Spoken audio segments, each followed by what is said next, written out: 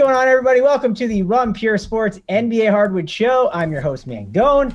I am here with the crew. We are talking NBA, but not just NBA. We got to talk some NBA trades because a lot went down today.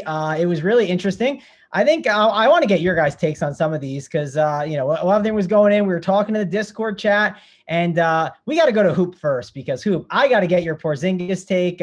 I'm curious what you think of the trade with him going to the Wizards. I kind of liked it. I mean, I like dumping Porzingis's contract, but man, I didn't love getting Davis Bertans' contract back, even though I think they could make it work. I don't know what it'll do long term, but what do you think of Porzingis now with the Washington Wizards? Yeah, I mean, I actually like that trade quite a bit. I mean, Porzingis, he just can't stay healthy. Pretty dusty in my opinion. He's just a guy. He's not going to be on a winning NBA team, so I'm good with that one. I think that made sense. The only thing that I don't love about that trade is Dinwiddie coming back. Like I like them dumping Porzingis, but I don't understand how Dinwiddie's going to fit on this team with Luka and then already Brunson too, who's obviously great. So I don't know if Dinwiddie fits all that much, but I like getting rid of Porzingis. I mean, Porzingis just no durability. To me, like a dusty guy. So agree with, I think Big T has a similar opinion on that one. Yeah, sounds like we're a little aligned on that. What about the Harden deal too? I mean, that's obviously a big one. I mean, the Porzingis one is big for tonight because it moves Dinwiddie over, and then the Wizards are going to be all these screaming values. But obviously, this is like the big one for the title implications, right? Like, are you jumping on the Nets? Are you jumping on the Sixers? I mean, what's your kind of thoughts here? I'm sure you can probably predict what I'm going to say on this one. Like, I don't understand the people on Twitter, and there's a lot of people, smart people too, that now are thinking that the Nets are a better team for bringing Ben Simmons and Andre Drummond into the mix. Two guys that are known losers in the NBA, can't win, buckle under pressure. I don't get it. Like, Ben Simmons is an athlete. Yes, I understand that part of it, but he freaking sucks at basketball. So for me, I don't know, like what the Nets get in return, to me, it's a nothing burger. To me, Harden going to the 76ers now, that improves their team quite a bit. Like I like that mix. Now, the thing is, how long are you going to keep Harden interested? I mean, it seems like now once a year, he just wants a trade. So if they don't win right away, I'm assuming that he's going to, want to go somewhere else next season. He's been a disaster in terms of that. So I like the move for the 76ers. If they can get the win this season, that's great. But the Nets, man, I don't get the take where people are saying like Ben Simmons is a great fit with the Nets. How is he a great fit there when you got two guys, Kyrie and Kevin Durant, that need the ball in their hand at all times? He's not a shooter. Like, he's got the worst shot in the NBA. I don't get the Ben Simmons, Andre Drummond love. Well, I think that's why he's a good fit, though, is because those two guys want the ball in their hands. But what does he do, though? Defense, not defense, because they have no defense, just defense. Yeah, he's a good passer. He's definitely a very good playmaker. We can get but you can't pass when you don't have the ball in your hands. Well, I'm assuming he plays in more of like small ball-ish lineups, right? Because you can have KD in there, and it's obviously going to cause some matchup problems at times. I think if you had to say, like, my issue I have is, like, I heard DC in the Discord chat. He was like, I think this is great for both teams. Like, both teams got better. I don't think any team gets better when they lose James Harden. That's the first thing. Yeah. I do think it's a good fit. If you had to pick fits in the league for Ben Simmons, I think it fits that. AP, do you agree on that? Like, that's where I am. I'm like, I think if you had to pick stuff that fits, like, that's a great landing spot if you had to pick one. But I think there's risk too with like that contract. I mean, you're not locked into Ben Simmons for a couple of years. You're locked into him for a very long time now, AP. Like, my only concern is like down the stretch playoffs. Like, I mean, can Ben Simmons, like, is it going to be hack of Simmons? Like, I mean, that would be like, if I'm an opposing team, I'd rather just hack Simmons and like make him shoot free throws, which he can't, to take the ball out of KD and Kyrie's hands. Cause like, how I see the Nets right now, and I don't know if they're going to get Joe Harris back, but if they do, really good three-point shooter. You got two guys that can create, against anyone in the league. You improve defensively, and then Drummond, I have no idea. Like, I don't know, like maybe against the Bucks, they need size. Like, I don't. That's the only thing I can think of. Yeah, that's definitely one of the issues there.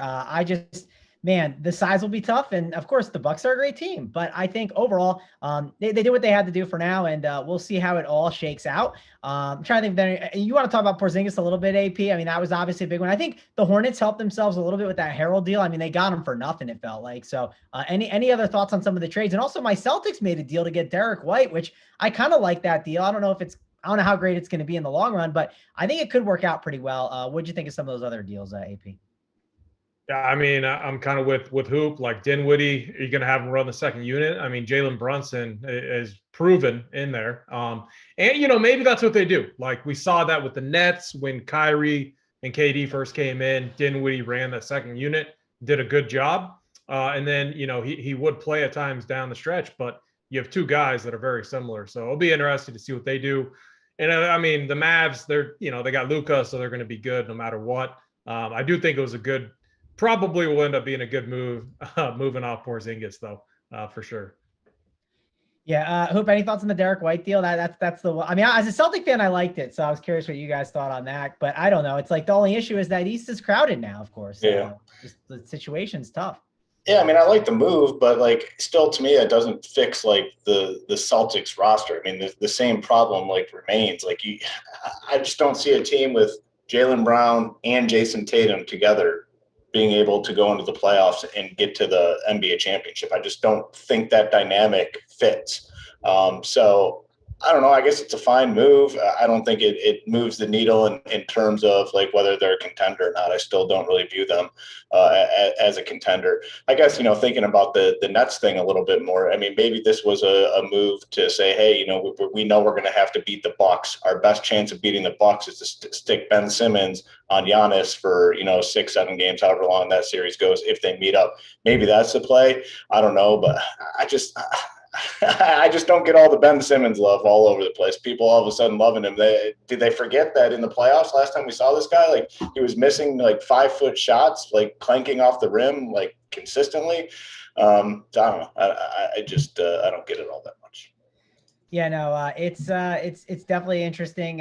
Final thoughts. Let's give our favorite team to come out of the East now. From that, I think that's the important part. So where do you land, Hoop? Are you Sixers? I think that's your lean. I think you're either on the Sixers or the Bucks. Let's not sleep on them. I don't know if the Ibaka deal was worth it, but I still think they're one of the best teams, obviously, out there.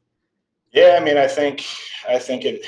Yeah, I mean, those three teams are strong. I mean, I'm shitting on the move for the Nets, but they still have Kyrie and they still have Kevin Durant. So I still feel good about them. I mean, those three teams, to me, it's going to be fun to watch, like 76ers, Bucks, Nets. I think they just clearly are in a tier of their own in that East. If I had to pick one, I guess I'll stick with the Bucks. I don't know. Like, I don't know. I don't have a strong lean in the East, to be honest. I mean, I just think those three teams now have separated themselves quite a bit. All right, AP, give me your thoughts on that. And also, don't forget, these Nets, they're not like just in like the 1 seed sitting pretty. Like, they don't have KD for a while. Like, we'll see when Ben Simmons is back and ready to roll, and Kyrie can't play all those games. So they could definitely keep taking some L's here along the way. But AP, who's your team? Who's your favorite right now out of the East with the moves that were done? Yeah, I mean, first off, like I do think White is a good pickup for Boston. They've been playing really well. He's a guy that can work off the ball. And I mean, man, Boston's playing good, but the East is tough. Like the East is really tough. And, Jaylen Brown, Tatum, like kind of their little ISO game. Like, I don't know if that's going to beat these other teams unless they're hitting those contested jumpers. So the East is fun though, man. Like there are so many good teams.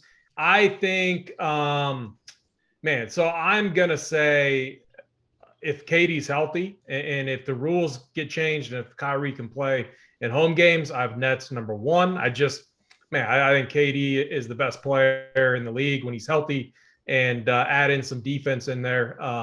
Kyrie, a healthy Kyrie, and they're tough, really tough. I think Philly is right up there too. And then the Bucks, man. So I would say Nets, Bucks, Philly, but man, it's close. It's going to be a ton of fun. I'm glad the trade went down just from a fan's perspective. I think now we got teams that are built better, going to be very competitive. Embiid, Harden's going to be a ton of fun to watch. I'm excited. I mean, and then the West, it's just like probably the Suns and Warriors. I mean, how do the Lakers not make a move? It's wild. I mean, I guess they probably didn't have the flexibility. I mean, if no one wants Westbrook, I mean, it probably just stalls at that point, right? I mean, he probably had to. What assets do they have? Tell me what assets they can. Well, I know. Yeah, I know. I mean, Okay, if you're LeBron, he's what, like a billionaire, right? Take a veterans minimum and then go give 3 max contracts and go buy your team. That's what I would do if I'm him. He's just a quitter. I mean, you saw it a couple nights ago, quitting on his team. He probably knew that they couldn't make the move. And then after that Bucks game, basically shitting on his team. The Lakers aren't even fun to watch, right? I mean, do you guys agree with that right now? Yes. They're not a fun team to watch. No. It's just boring basketball. I'm more excited about these other teams and yeah. Hope just wanted to get his one shot in on the watch. Yeah, had to get my shot in there. Yeah. Sorry, Lakers fans. Sorry, hey, Captain. buddy. Captain's a huge Lakers fan, but team sucks. They're not fun to watch. My boy, though, my Pistons made a move, got Mr. Bagley. Mr. Bagley's going to get a chance with Detroit. Love to see you. I do hope he actually gets a shot. I actually like that move. Yeah. I mean, I hope they play him. Like, he's super talented. Like, I hope they play the guy. He deserves it. Like, they need to get rid of that Killian Hayes dude, man. Yeah, there's got too many of those dudes that are in the same type of player. They have so many guys that are so similar to that. I wish they would have traded Jeremy Grant, but obviously that didn't happen. We'll see. Well, Hoops fandom might be revived. Maybe you'll see him in a Bagley jersey. And I will say, when I had that nice hit not too long ago, that Bagley was part of it. So I definitely like myself some Marvin Bagley. I hope he gets the run. I hope he gets the opportunity. But that's enough talking the NBA trade stuff. It's definitely been fun. Let's kind of dive in and talk about this slate. Before we do that, guys, please hit that like, subscribe to the channel. Helps us out a ton. Also want to mention the offer we have going on right now. I believe it's SB56 Hoop. You get 56% off, and you get all of the content that we have over here at Run Pure Sports. We got the Print Factory, the premium show coming out tonight, talking the NFL. And then on Friday, we're gonna have the Wood Show with Hoop and Big T and Holden during the day. Premium show, so you got to sign up for that. And then don't forget, Saturday night we got AP doing the Off the Chalk show with JT Hayes, Snyder, and I believe one more guy. I'm forgetting who the other one is, but it's going to be an awesome show. You got to check that out. All the Super Bowl content will be up. The playbook, the Showdown one, should be up tonight. I think we will have that done, so be sure to check that out. And Hoop, tell the people a little bit about the code that we have going on. Again, 56% off, and you get so much with it. You're not just getting the DFS side. Yeah. SB56 can be used on any monthly package that we offer. You can do DFS, you can do DFS and bets, you can do DFS, bets, and even Saber Sim for a month, 56% off. I mean, it's the best deal that we've ever offered. A lot of this revolved around our Super Bowl schedule. Now a lot of the content for the Super Bowl is switching over to premium. The guys tonight, Big T, JSU, Dunkel, ODB, like you said, they're going on tonight. They're going to hit every angle, every betting angle, props, cover it all, very thorough. And you can count on those guys for like 2.5, 3 hours of content tonight. So you're getting your money's worth for sure. Tomorrow, me, Big T, Holden, we're going to do the morning Wood Show. It's going to be Friday. It's going to be a showdown, basically breakdown. Me and Big T are going to talk about our player pools, talk about exposure, talk about lineup construction, game script stuff. Be a great breakdown. Then obviously Holden will be there too to throw in the random suck jokes along the way to add some laughs.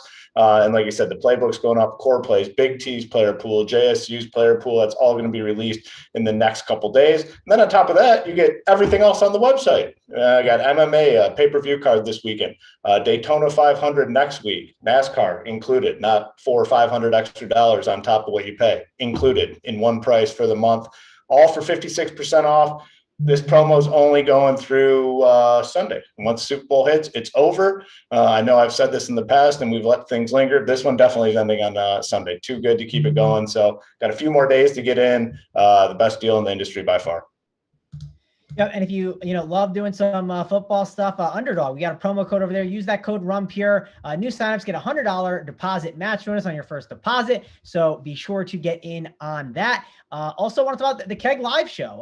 If you like live betting, especially for the Super Bowl, Keg will be there breaking that all down. It's only a $40 a month add-on. So again, you got to get on everything. It's a great time to sign up over at Run Pure Sports. So be sure to check all that out. But AP, let's go to you and dive into this slate because we got a massive, massive slate of news that obviously we're still waiting on. We need to figure out what's going to happen with the Wizards. That's going to be big. We got new situations. What's going to happen with the Pelicans here? What is this team going to do? Give me your plan of attack. We know you got the heat map up, but what's your first look thoughts here on this slate, AP? Yeah, I mean, it feels like an easier slate. Like there's one spot where you just jam them in. But I mean, man, we have some very viable studs. Like okay, so interesting spot, the Luka game. I hate the game, but I love Luka, and you can easily fit him in. We got Giannis. Like we remember what he did to the Suns. So a lot of spend up options, a lot of elite value. I think it's going to be a fun slate. Yep, definitely going to be a fun slate. Very excited for it.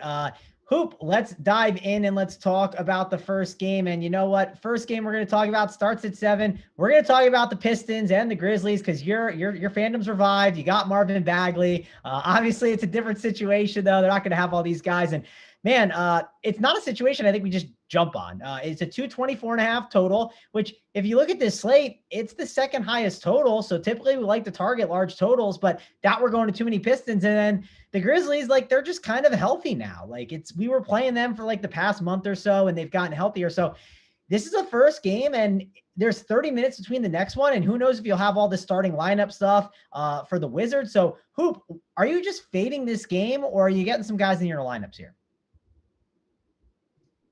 Yeah, it's a classic, standalone 7 p.m. Eastern spot that's not super appealing. We're going to have some news that we need if we don't get it. Really hard to lock guys in here.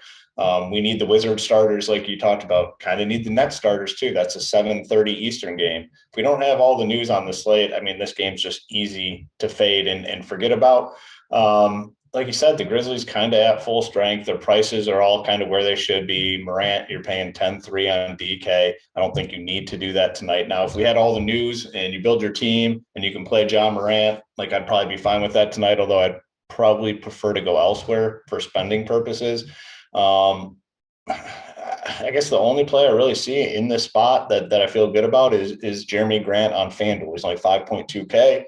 Got back to 50 or 30 minutes, 31 minutes, then 30 minutes. So he's kind of back to his normal minutes. The results haven't been all that great. We get K'd out. So Jeremy Grant, 5.2K on FanDuel, I think is a fine option. But like I said, I'm fine just fading this game. We have 6 other games, and most of them are much better games for DFS purposes. Yeah, I'm with you. I don't think I really want to mess with this game too much. And we just got Mitch Robinson is now doubtful, which that is in the later game against the Warriors. So that's more news that could be coming. AP, what do you want to do here with this game? Is it a fade for you? And then we just kind of start with this Wizards game, or are you loading up on this one? Definitely not loading up. I mean, the Grizzlies have been really good and involved in many blowouts. I see that being the case here. And when that happens, they run 10 players out there. We see D'Anthony Melton, Brandon Clark, these guys get extended runs. So if the slate was smaller, if we didn't have elite value that we're going to talk about, you could make the case for some of those guys. We don't need to go there tonight at all. The one guy I actually like, just because his price, just because the situation with Lyles leaving and being out, just another body that won't be there. But Kelly Olynyk, he's 3.7 on DraftKings. This dude, Trey Lyles and him, they both were dominating usage in that second unit. In this last game against Dallas, a 31% usage rate. Dude took like 13 shots or 11 shots in 18 minutes. I mean, he's just going to get in there and chuck. So, I think if maybe he could get some extra run, if he hits some shots early, he'd be the one guy I would consider in a full-on multiple value pieces, spend up for multiple studs. That's the only play that I'm going to in this game. All right. Yeah, again, I don't think this is a great game to go to, but I understand getting a piece here or there, not the end of the world. Let's move on over to this next game. Let's talk about the Nets and the Wizards. Obviously, we had some big trades here, so shake some stuff up. Mr. Raul Neto, who I've had some good times with. I might have to go to Neto tonight, like him at his price of 3.1K. Gets that point guard and shooting guard eligibility. I know Hoop has rostered enough KCP in his day, so I think KCP will definitely be on some of his lineups. I think the other day, actually, I think KCP had the most shots on the entire team, so we know he's not afraid to shoot. And then Thomas Bryant at 3.3 seems like a great option. And they got the young guy, Corey Kispert, in there. And Kyle Kuzma is still only 7.4K. And on top of that, you get Kuzma against the Nets. I mean, this feels like a great spot for all these Wizards. So the question we always ask, Coop, how many Wizards are too many Wizards? And then what are you doing here with the Nets as run backs? Yeah, I mean, clearly this is the load up spot. The best spot on the slate is going to be the Wizards. I mean, you look at the price tags on these guys. I mean, Neto, 3.1K. KCP, like you talked about, 3.5K. He's going to have to shoot it. Kisper, 3K. Thomas Bryant, 3.3K. Those are the guys that are playing a majority of the minutes tonight and getting a majority of the usage. All elite value options. And then you have Kyle Kuzma, who I absolutely love tonight. I mean, he should torch this Nets team with no one there. I mean, just absolutely torch them. Probably my favorite play on the slate. Going to be popular, but hey, that's fine. And the price is not prohibitive at all. 7.4K, great price tag. You know, to answer your question, how many is too many? I think you want at least three Wizards in your lineup, three Wizards in your lineup tonight. Probably can go to four too. I mean, these guys are so cheap. There's going to be guys off the bench that produce too. Denny Advia, or however you pronounce his name, 3.6K. Hachimura, 3.4K. Every single person that's coming into the game tonight for the Wizards outside of Kyle Kuzma is 3.5K or below. I mean, it's just ridiculous. So you got to load up on the Wizards tonight.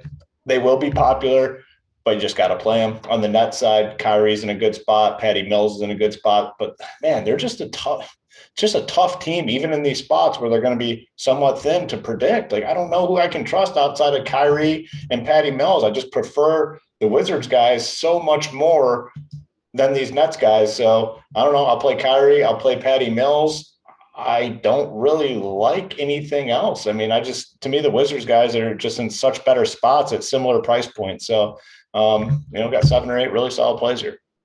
Well, I'm kind of with you where I do struggle with figuring out who to run it back with. And I think it's just simple. It's Kyrie, and then you just go with like a Mills. That's it. And we talked about that the other night, right? Was that on Tuesday night where the Nets, it was a similar spot where we had all the value in one spot. The Nets were okay values. Like, no, we don't trust these guys. And they all sucked, So I feel fine like being off these Nets cheap guys. No, I'm with you. I'm not sitting here just saying like fire on these Nets. I just don't think it's too necessary. And Hoop, I think because of the prices on the Wizards, you can get away with 5 today. Not my favorite thing to do, but I think you can. Let me just get your thoughts on that, because I think you and I really agree on it's simply 3 or 4 is the best way to go. Yeah. What about 5? In cash games and tournaments, it's totally different. We really talk about tournaments when we're talking about adding that 5th one in there. What do you think? Yeah, like higher stakes stuff, or not necessarily higher stakes, but lower number of entry contests, like not the 100,000 people in the contest, few hundred. Like, yes, you can get away with 5 for sure. Cash games, 5 for sure.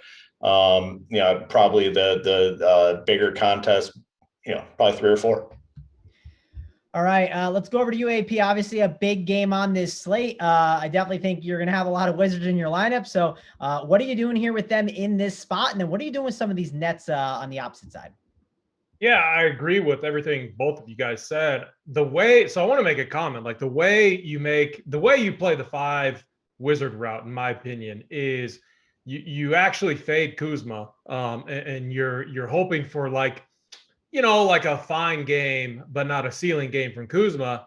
And you're hoping that these values like Rui, Denny, those guys come in and smash their price tag, which could definitely happen. And then what you're doing is you're spinning up for multiple studs, Luka, Giannis, whatever. That if I'm running 5, that's how I'm doing it. And I don't think it's a bad idea. This game, we talked about the Hornets game yesterday and how, the Hornets Bulls, you had to load up on that game.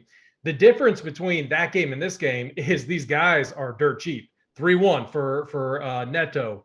Kispert is min price, KCP 3-5. You can play, so it's much easier to just load up on all the value here. So that's what I love. So if I'm playing Kuzma, I'm in most of my builds running it with Kyrie. If I'm moving off of those guys, I'm going full value and I'm spinning up for studs. Those are the 2 paths I like. I don't like Blake, Edwards, these other guys. The only way I'd play Mills is because we can play him at small forward. We have so much position flexibility with him. I think he's interesting from that standpoint, but I still don't trust a lot of the Nets guys. So for me, Bryant, I don't see how we don't lock him in. We had chat Discord making fun of him the other day, saying he shouldn't be an NBA player. They haven't seen this guy actually play. There's no other bigs now. He's going to have to play. And we know what he's capable of doing. Those who have actually seen him play, same could be said with Rui. This was a guy that was playing 40 minutes a game. So I could see a spot here where these guys get a lot more run tonight and easily smash their price tag. So I have a ton of interest in Rui off the bench, Bryant, Kuzma, all the starters here. So definitely my favorite game to target from a value standpoint tonight. Let me get a take on Bryant from you on the minutes, right? Because we have not seen him go over 22 minutes, and you can see Gafford. Like, people say, well, Harrell's gone now, but like Gafford could easily slide in that spot. So what do you think Bryant's minutes are at, AP? Because I think he is 3.3K. He doesn't have to do a lot, but at the same time, if you told me he only played 18 minutes, you could make an argument to fade him even at 3.3K. What do you think, AP? Well, I mean, he played, it's okay. If we go to the Suns game, he played 17. He played 22 against Miami. I mean, what, like 25, like 26, something like that. I don't think he's going to like hit 30, but I do think 25 is realistic. I mean, it comes down to then the rotation. Like, luckily they're playing the Nets, who don't really have many bigs in there, so they could run a small ball lineup. But I don't know. I'm going to bet that he is around that 24 to 25 range, and I'm hoping for more. I mean, what do you guys have him at?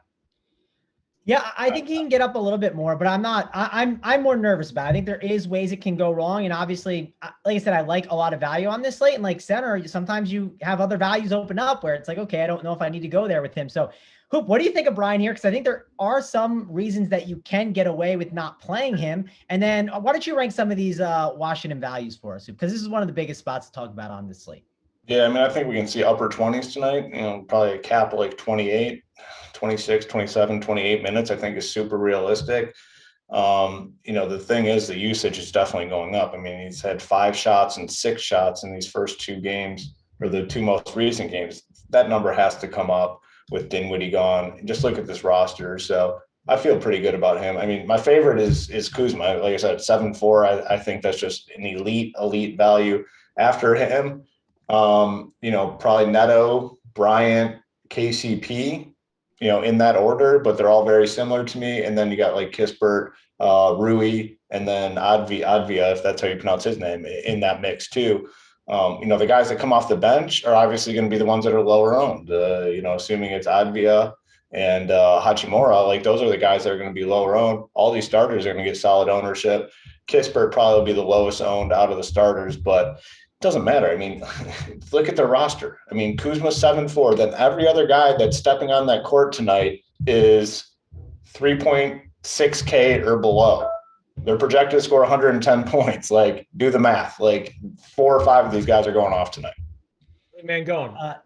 One other thing I wanted to add. Like, look at who they played. They've had tough defensive matchups. The Heat, the Suns, Bucks, Memphis. I mean, those are brutal teams. And so people are going to be looking at these box scores. We had he's going up against like Dusty Blake Griffin, Kessler Edwards, these random dudes tonight. I don't know. I think I'm probably locking him in. And that's how I'm going to get over, because he's going to be popular. But I do think people will, like, I don't know. I mean, what do you guys have do you guys have a read on ownership? Because like I think he's going to be higher owned. I'm hoping he's like not as high owned, but I'm just locking him in anyway. So, what do you think he's going to be owned tonight? Thomas Bryant. Bryant, he's going to be high. Now, I forgot that Gafford's out. I keep thinking he's in. I don't know why I keep doing that. But, Rui can replace him too, right? It depends what kind of lineups they want to run versus they're going against the Nets, right? And the Nets, I don't see the Nets going double big that much, where you could just see Rui slide into more at the 5. So we know what the Wizards have been doing. And Scott Brooks sometimes tells you ahead of game time. So maybe he does mention that too, where you could see maybe he slides in and they want to play Rui more at the 5. And if they do, then it makes Bryant's minutes a little more concerning. And I think I'm going to have a lot of him. I'll probably play 3 teams today. I'll probably have him on 2 or 3. I might fade him on 1, depending on the other center options that are available to me on the slate. That's going to be key, because I always talk about it. I mean, if you can find at least 1 center and you have enough value too, where it's not like you're starving for value and you're like, I need a value play, and that's why I'm going to Thomas Bryant. Like, you have all these other values that are on the Wizards that can really have a great game. All you have to do is look at these optimals. They all have Thomas Bryant in there. And if you play 4 Wizards and you replace Thomas Bryant for Rui Hachimura, who could just straight up leverage him, I don't know. We know he's a great fantasy point per minute, and I think it could work out. What do you think about that, AP? Because I don't think it's a bad idea. Like, if you're playing one team, yes, playing cash games, you're playing Thomas Bryant. But I think there are ways you can fade it here in this spot. Yeah, I get what you're saying, and that's the way. If you were going to fade him, like you got to play Rui probably. Like it's going to be, Bigs just destroy this Nets team. So, yeah, I don't know. I'm going to load up though. I'm going to have a ton of exposure to these value pieces, and so will everyone else. But Yeah. my plan, I'll get overweight by just like pressing lock buttons on some of these guys. Yeah, I mean, the one thing, and we always talk about this, is when there's a guy that's 3.3K, it's different. And it's like we talked about Isaiah Jackson. The big thing with Isaiah Jackson was, well, he was 5.4K. And yes, he got hurt that game, but weird things can happen. And like maybe Kuzma is the guy to fade. Maybe Kuzma's on a ton of teams. You're just like, well, he's 7.4K, and that's a lot of money. And maybe there's ways that it cannot get there. And there's other guys at the top. Mango, you bring up a good point. Like we all thought Brandon Ingram, he was like one of my favorite plays the other night. I locked him in. I pretty much locked him in because I'm like, man, he's almost bust proof. He's going to have all the usage here. And he had a floor game. Like, I think so. He had 38. Like, wasn't that like his ultimate floor? Like, that's why I was saying, if I'm playing 5 players from the Wizards, I'm not playing Kuzma on that team. I'm playing all the value and I'm spending up for studs. So yeah, I like that idea. What do you think of that? I mean, you like Kuzma and so do I, and I do think he crushes, but what if the shots don't fall? And like, what if it's a blowout or something weird happens? I mean, it's just everyone's going to be playing Kuzma. I think the way to go about handling this Wizards situation, okay, if you go in and you're going to play 4 Wizards on your team and you just go with all 4 starters, or you go with 4 guys that are starting, you're going to be duped because there's just only so many combinations of the other 3 or 4 spots in your lineup. To get different easily, just play one of the bench guys as one of your Wizards dudes. And I think you're automatically a little bit different than the field. The starters are going to be massively on the guys coming off the bench. It's going to be a huge discrepancy in ownership between the bench guys and the starters. I think that's how you get different. Just play one of the bench guys. Yeah, I thought it was a great discussion. I think it's a good way to figure it out. And I think we've given you guys good insight on it. And this is one of the most important spots in the slate because like everything matters with this. So like if this game got kicked off the slate out of nowhere for no reason, well, like the whole slate would change. I mean, this is just such important news. So it's good to talk about it all. Nets just got a little thinner. They waived Bembry. So maybe we can consider some of these Nets guys a little bit more. The guy don't understand like why they don't use. Yeah, they're still dusty, but the guy I don't understand why they don't use more often is freaking Bruce Brown. Like, give him a role. Like, I think he's actually good. He's like a good basketball player. Give him a role. The only explanation I have for it is I heard earlier in the season he like says, I feel good about what the coaches are doing with me. They told me to just stay ready. I think they just know what his role is and where he can fit on the team, and they're just trying to experiment. That's the only guess I have. But I mean, to me, he's like the perfect guy to, maybe lead the second unit, or, he can handle the ball. He does a little bit of everything. I'd like to see him get a role. I mean, maybe it's tonight, who knows? We just have too much good value to risk a guy like Bruce Brown, but, clearing out Bembry maybe is a path for him. He played 37 minutes or 32 minutes against Boston. So yeah, well, maybe they're trending in that direction. If he put starts, up nine fantasy points. Yeah. I mean, shot the ball 6 times. Oh man, well, he actually does make some sense because if he starts, and I like Bruce Brown when he starts the 4 because then he gets the opportunity for more rebounds. He's aggressive too. He's an aggressive rebounder. Yeah, and against Kuzma, you could see that. Like obviously it's kind of it's positionless basketball, but there is a little bit of a height mismatch there. But he's kind of like an annoying player where he can just be running all over the place. Yeah. So, hey, if he starts, that would be the key. Definitely think about it. But and that's one small way to be different right there. I mean, that would not be the worst idea. He got the minutes. He didn't play that great, but hey, you never know what can happen. Minutes equal money, as they say. But talked about that game for a lot. It was definitely a good one. Guys, subscribe to the video. We got 126 watching. We got 434 watching. So definitely want to get those likes up. And then in probably 5-10 minutes, we'll pick a number that we got to get to. And we'll probably breeze through these games because it's easy to kind of go through the rest of them. Let's talk about the Heat and let's talk about the Pelicans, where we got a new situation here. And Brandon Ingram is 9-2 and you're adding CJ McCollum to the mix.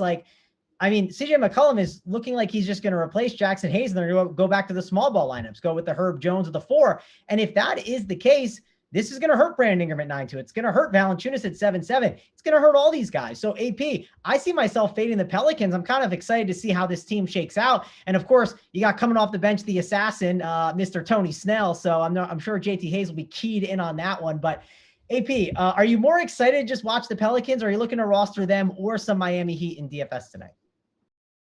I mean, yeah, I'm going to be off this game. Two teams like the Heat are running at 26th ranked pace. Pels 23rd. Devontae Graham. Not really interested in pushing it up, pushing the pace.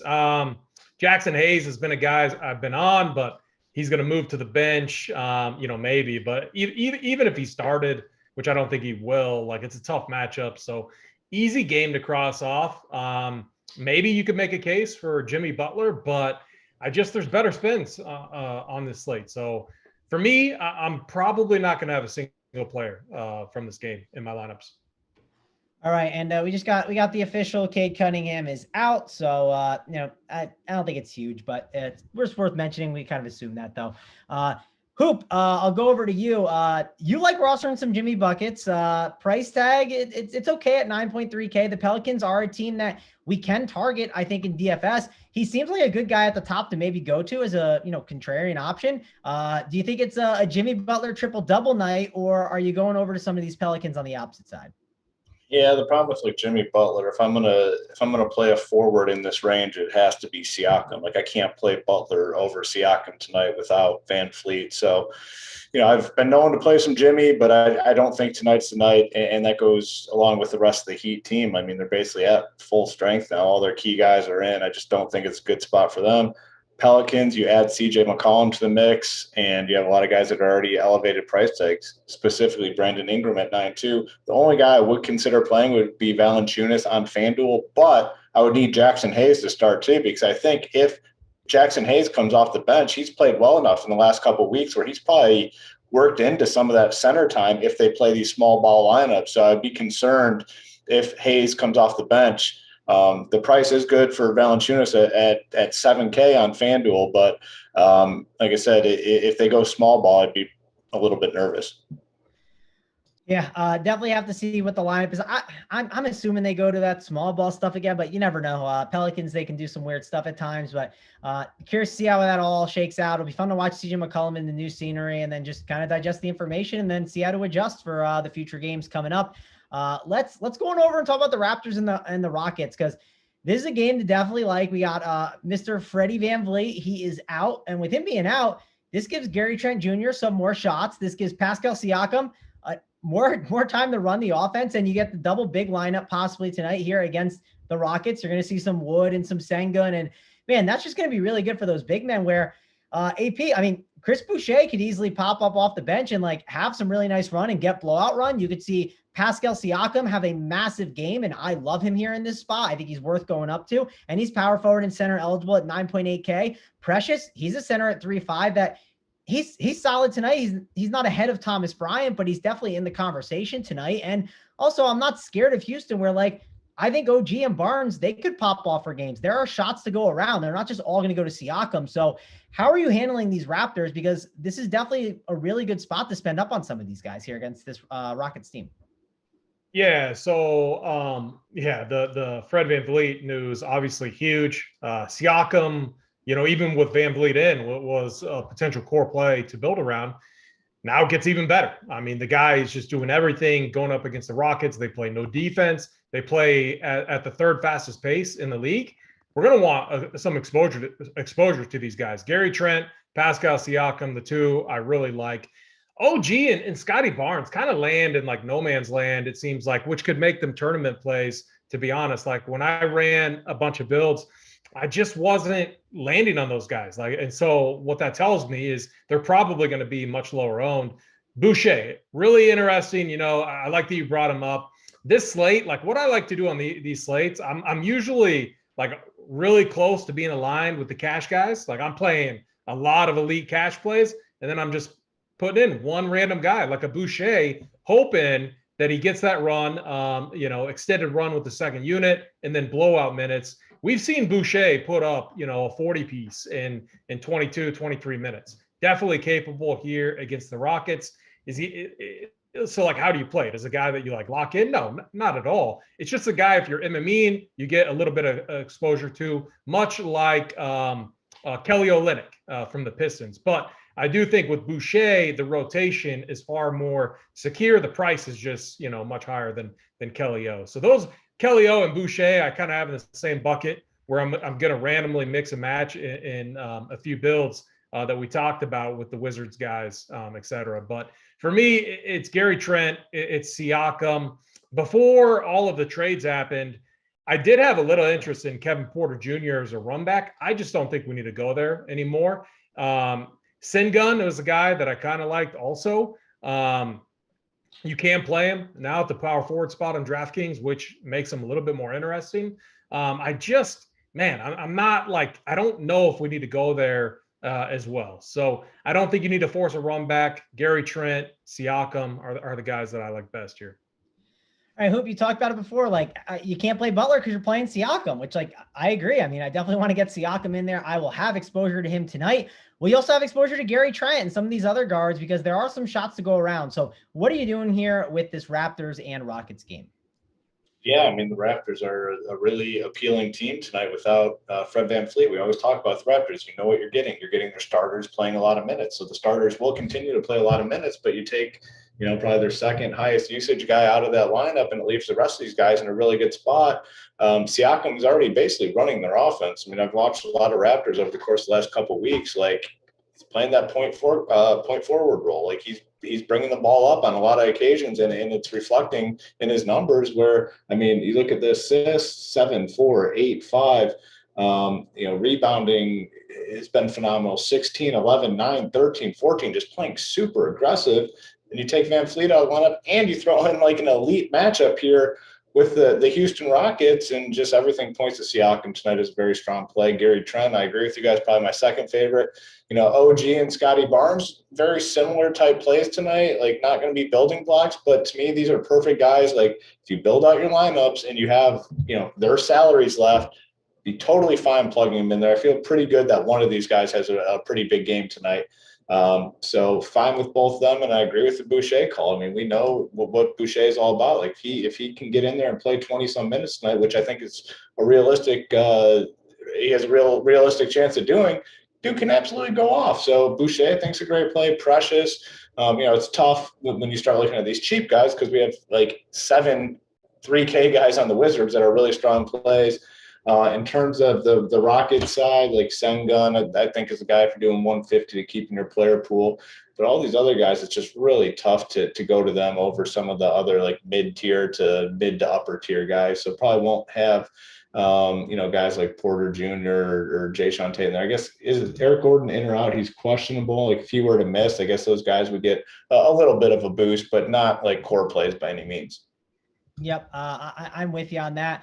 The Eric Gordon news, I mean, it could change slightly, but not nothing you're just jamming into your lineups. I think that's worth mentioning. And we don't got too much more news later on. We already got the Mitchell Robinson stuff. So this isn't a day really to backload your lineups up. Don't wait for something to come. I think it's, we kind of got the value already. So that's definitely worth mentioning. Don't really got too much else to say about this game. Let's go on over and talk about the Clippers and the Mavericks, because Luka is a good spend up on this slate. We're going to have the opportunity to spend up on guys. So AP, let's go over to you. Are you going to prioritize Luka as the top spend on this slate? And then what are you doing with some Clippers runbacks? They seem a little too crowded for me, but maybe I'm wrong. Maybe you got some of these options in play on the heat map. Yeah, I mean, it's kind of an interesting spot. So like the Clippers, I mean, in theory, probably shouldn't want to win games. But like with Norm Powell and some of these guys, and they're running a random rotation, like Ty Lue's in there, just like you never know who's going to get the minutes. But I think they have enough pieces to keep this one close. So like to keep it simple, I'm off the Clippers. I'm not playing a single Clipper. I already removed them from my player pool. They're red and the heat map. And then on the Mavericks side, all I like is Luka, and he's like one of my favorite plays on the slate. So it's kind of rare for me to be like almost fading an entire game, but I love one player. But that's just how Luka is. Luka does it all on this team. And I don't know. I mean, I could see him having little like bye Felicia type of game, like with Porzingis leaving. Who knows if those two actually, I mean, they probably liked each other, but who knows?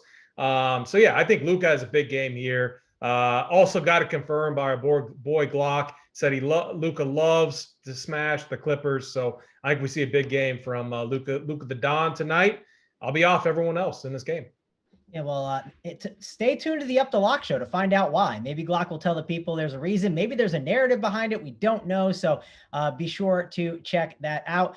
Hoop, we got a couple games left here. I know you got to break down this next one, but what do we got to do with the likes? The number right now is 463 watching, 167 likes. So we got to give out those plays of the day. And remember, get those likes in quick because these games are going to be fast. So Hoop, what's the number we got to get to here with the people we got watching? Yeah, we'll say 250 seems fair. Just get to 250, get to the plays of the day, and get to the winner's circle tonight. In terms of this game, I mean, I agree with AP. I mean, the only guy I'm really playing is Luka. And he does he does have a very nice floor right now. I mean, he's going out and, the floor seems like 60, low 60s in terms of fantasy points. Had one game under that, but I think he picked up his fourth foul. That was against the Hawks. Yeah, he picked up his fourth foul like a couple minutes into the second half and didn't come back until the fourth quarter and still got 53 fantasy points, only played 27 minutes. Just a massive floor right now. I like that this game only has a 6.5 point spread, likely to stay somewhat close, gets his full run here. So really like Luka. And then Jalen Brunson on FanDuel, I think is in play as well. Wouldn't play him on DK at 6-7, but he's cheaper on FanDuel and in play over there. All right. Yeah. I mean, yeah, this game, I like Luka. I think Brunson's FanDuel price is pretty good. It was the past couple days. Let me just double check. Yeah, but yeah, that's kind of that's what I'm saying. I don't have the exact number, but yeah, on FanDuel, I would play Brunson. Yeah. I think he's like, what is he, under 6K or something? I'll pull it up right now. He's 5'9". 5'9". Great FanDuel price. I think he's a great play over there. Wouldn't pay the 6-7 on DK though.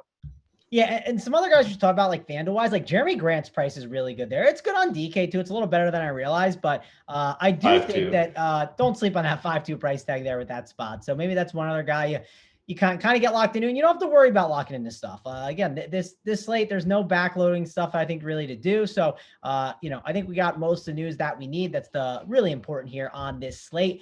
But again, let's get those likes up. We're doing good. We're already pushed to the 203, so we just got to get 47 more. And we got to break down 2 more games. And we're going to talk about the Knicks. We're going to talk about the Warriors. And the Knicks, they're a team that's kind of shorthanded right now. And I don't know. It's hard to just get behind this team. I mean, they have enough guards behind where, like, Kemba is too risky, in my opinion. Julius Randle is still a Knick. The trade deadline's over, so he is locked into that team. And he's been playing some good basketball, but now gets the Warriors. Mitchell Robinson, we're going to see him likely out. So I'm assuming Taj Gibson could obviously get the start in last game. 27 minutes, got 23.5 fantasy points. But problem is, this might not be the right slate. There's a lot of really good value plays. So AP, how are you ranking some of the Knicks value plays versus these Wizards ones? And then what are you doing here with the Warriors as the run back on the 3 and 4 nights here? Yeah, I mean, this kind of, like, my one concern here, it kind of feels like the spot where it's like easy to like think about it too much, if that makes sense. Like, you have RJ Barrett, a guy that they're playing like 42 minutes a game. Thibs wanted the offense to run through him. Kemba was even vocal about it, like trying to get used to his new role of hanging out on the corner with the ball in RJ Barrett's hands, or Julius Randle. Like, he was literally like the 4th option on this team. So what do they do when a guy is now gone, who was playing 40-some minutes a game, running the offense? I don't know. I mean, Thibs, he could run out Kemba Walker, Quentin Grimes, Alec Burks, Emmanuel Quickley. Like, there's a lot of options here. Burks is the guy that I feel best about. The crazy thing about Alex Burks is, like, he's been so much better off the bench than starting for some reason. I don't know. But I don't know if that has to do with him playing alongside RJ Barrett. That could be one of the factors. So now that RJ Barrett's out, if he does start, maybe he's the number one and the offense runs through him.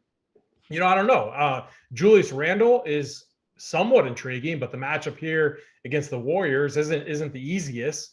And you got to think that Randle's going to play a ton of minutes, moderate interest in him. The other thing that I see is, like, they do look kind of thin, but I don't know. They could play Cam Reddish. They could play, quickly. They could play. They do have a lot of dudes. So, like, I think we could see kind of like a 10-man rotation potentially that's ugly if this game gets out of hand. And we've seen these Warriors games. We know the Warriors are going to bounce back. They get a fresh Clay tonight. He's going to come out, shooting. I think they're going to bounce back in a big way. And if this game gets ugly, who knows what Thibs is going to do. So I find myself being underweight on all of these guys, and I feel pretty good about that. One of them could pop off if someone has a good read on that.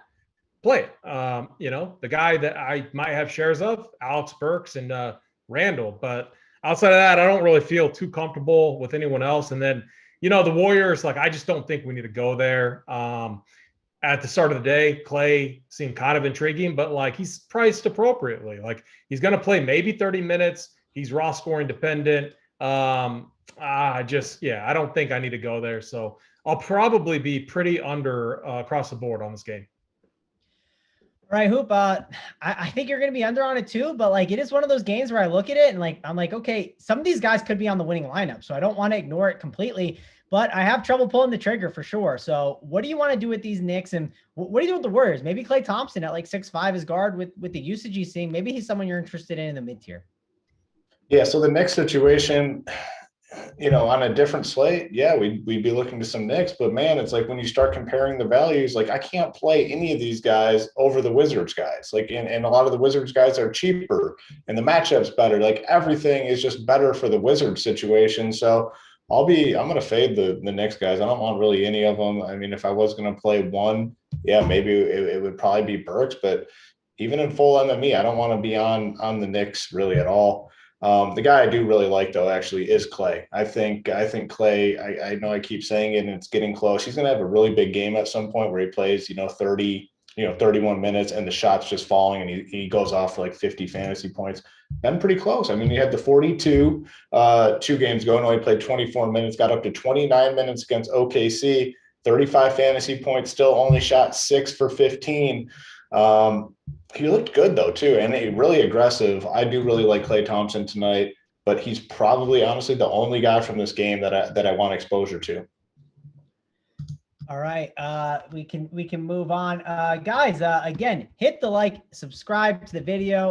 We got 2:15, so we got the last game to break down here, and then after that, we got the Up to Lock show that'll be coming up next. We got Big T, we got Glock, we got JSU. They'll be breaking it all down leading up to lock. You do not want to miss out on that. And I'm sure they're going to talk trade stuff. Who knows? They might even hang out longer, especially because that Wizards game starts at 7:30. So I wouldn't be surprised if they talk about that NBA trade news. I wouldn't be surprised if Big T's core plays are up and it says fading the 7 p.m. games. What's the number on that? If we got to put a betting number on it, is it minus 500? It's got to be big. It's got to be big time number. You're going to see core fading 7 p.m. Eastern. I mean, that has to be 5-1. Yeah, minus 500. I think is a good number. I mean, who would Big T even consider playing in that first game? Let me see. Some Pistons are grading out better than I realized. I don't know, maybe a Jeremy Grant at 6-1. On FanDuel, yeah. Zero chance. Yeah, maybe. Yeah, no, it's going to see. I mean, it's got to be minus 1,000. Actually, now that I look at this, it's going to say fading 7 p.m. Eastern for sure. Yeah, I don't see it happening. I see Big T's core being 4 Wizards and Kyrie Irving. I feel like he would want to get some Kyrie in his life. So we'll have to see. He likes him some Uncle Drew. So maybe I guessed it right. We'll find out. Be sure to check out the Up the Lock show and use that code SB56. Get you 56% off everything for the first month or week. So be sure to sign up now. It's a great time to do it with the Super Bowl right around the corner. Let's move on though. Let's talk about the last game and talk about the Bucks and the Suns. A great game to watch. Decent for DFS, but man, Chris Paul and Drew, you're going to see them going back and forth defensively. I think Giannis is a guy that you can spend up on that maybe people don't want to, but Giannis in any big game is in play. Against the Lakers, he dropped 82 fantasy points on DraftKings. Of course, the Suns a little bit harder matchup than that Lakers team, obviously, but Giannis can certainly have a massive game here in this spot. And then Devin Booker has just been absolutely lights out. It doesn't matter who's guarding him. He's just absolutely been crushing. So, AP, we'll go over to you. It's clear that it's a lot of studs you want to like tonight. Ayton at 6'6" is in play. Paul at 9'2", Booker at 8'9". It's a lot of spend up guys. So what are you doing here with this game? Are you spending up on these guys with some of those other values that we talked about earlier? Yeah, I mean, for me, it's Giannis. The one concern with Giannis that we always have is that blowout risk. The Suns are favored here, and the Suns have looked phenomenal, and they should be out for revenge. I mean, this is the game to watch. If you're not watching this game tonight, I don't know what you're doing. I am pumped for this game. I think it's going to be fantastic. Two teams that just, they got to be looking, maybe a little extra motivated, maybe especially Giannis to prove something that they're the team to beat. Because now everyone's talking about the Nets, everyone's talking about Philly. It's the Bucks are going to disappear again in the discussion, and so I love what I saw against the Lakers. I mean, the Lakers did make a late run, but the Bucks had him beat big time. The thing about Giannis too, he's kind of worked on his mid-range game. I saw some moves like a little turnaround jumper, and these if he can like master that and like hit these mid-range shots, man, we're gonna have to. It's gonna be kind of annoying, when we're on shows with Tidal, because he's just gonna be. He's just that head of his. We'd have to get him off the show schedule if that was the case. I mean, we'd have to relocate him. Legit had like a little turnaround jumper right in this guy's face, like a little 10 to 12 footer, and I was like, "Ooh, that looked." I mean, it just felt perfect. I don't think Deer District could handle Tidal down there with the Giannis. So if Giannis ever got a jumper, Deer District, woo man, watch out for Tidal. Oh. But no, so I have a ton of interest in Giannis tonight. I think it's this is going to be a fun game. The guy I like as a run back, and it could work with the Wizards' value, but Devin Booker. So Devin Booker, in my opinion, this has to be his game. But for the Suns to win this game tonight, Devin Booker needs a monster night. I don't think DeAndre Ayton, Chris Paul, elite distributor. I'm not even talking about that. They need scoring, and they need Devin Booker to hit big time shots. And so much like, when the Suns played Philly, I said for Philly to win this game, it was earlier this week, Embiid was going to need to have a monster night. That game came down to the final possessions. The Suns ended up winning. Embiid almost put up 70 fantasy points. So I'm going to say it again. Booker needs 40 real points tonight. And if he gets that, the Suns win. And he'd put up a monster fantasy number with that. So I like the idea of running Giannis with Devin Booker. Well, I like Booker, but man, Paul, I think could be a really nice contrarian pivot that I'm considering. It's the TNT Chris Paul. He's going to want some revenge there on the Bucks. So I like both those guys, though. I think they're great. There's a lot of good spend ups here in this spot. And don't look now, Hoop, there's a narrative in this game. It's Bobby Portis's birthday. So 6.8K. Any interest in the birthday boy? I'm sure you have zero interest in him. But what are you doing here with Bobby Portis and the rest of the guys there at the top? He did find a spot on the cash chart tonight, Bobby Portis. May or may not have been because of the birthday narrative. Who knows? But he is on the cash chart. But the premier plays here in this game, right? It's Giannis and it's Devin Booker for me. Man, I'd be feeling pretty good about my lineup if you nail that Wizards value early. You have one other mid-range guy in your lineup, then you're sitting with Giannis and Booker as your last two pieces tonight. That would be a lot of fun. If you're doing a full 150, I'd try to get heavy exposure to both those guys. Got a 233 total here. Phoenix favored by 3. We saw Giannis against the Lakers play. What do you get? 30, 35 minutes. They made a trade today. Could lead to even more minutes. Love Giannis. Love Devin Booker. Fringe interest in Chris Paul and Portis, but last guy in type stuff is fine. But this game's all about Giannis and Booker, and feel pretty good about both those guys.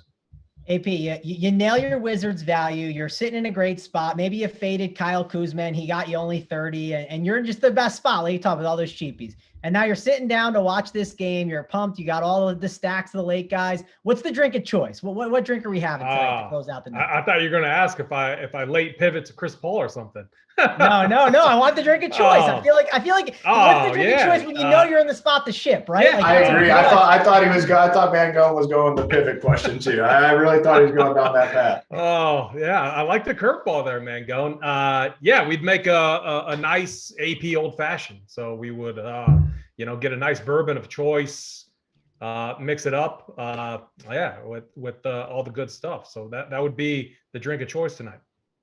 All right. Well, maybe we'll see a screenshot of the bourbon if the night is looking good so far. We'll have to see. And let's look at the likes. Where are we at? We're at 236. So that's not looking good, Hoop. I'm going to give one last chance just because we got tons of stuff going on with the Super Bowl. I'm being nice. The plays are so obvious tonight. If they're not going to hit the likes, don't even be friendly about it. I'm serious.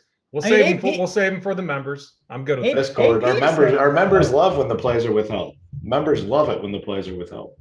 All right, well, I'm gonna close this out here, and then I guess what I'm gonna say is check out the Up the Lock show coming up next. I can't have AP, who's normally the soft one, about it. You know, I can't then just go and fold. So what I'm gonna say is check out the Up the Lock show coming up with JSU, coming up with Big T, Glock as well. It's gonna be a good time, and I'm sure you're gonna see my name on the screen, and it's gonna say 250. It's gonna hit there, but we're at 242, and we gotta get out of here. So Simon, sorry, the plays will be in the Discord. Get us out of here.